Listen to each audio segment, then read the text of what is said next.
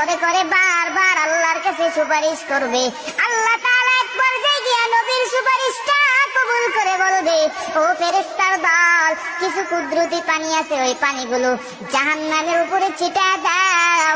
আল্লাহ তাআলা ওই কুদরতি পানি জাহান্নামের উপরে ছিটায় দেওয়ার পর ফেরেশতারা আল্লাহকে ডাক দিয়ে বলবে, আল্লাহ, আপনি এমন কি পানি দিলেন জাহান্নাম স্তব্ধ হয়ে গেল, অথচ আমরা 70,000 ফেরেশতারা জাহান্নামকে টেনে ধরে রাখতে পারি নাই।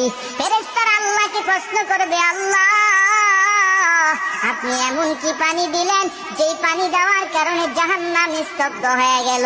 আল্লাহকে বলবে ফেরেশতারা, আল্লাহ, এটা কি জমজমের পানি নাকি? বলে না। এটা কি আবে হায়াতের পানি নাকি? বলে না।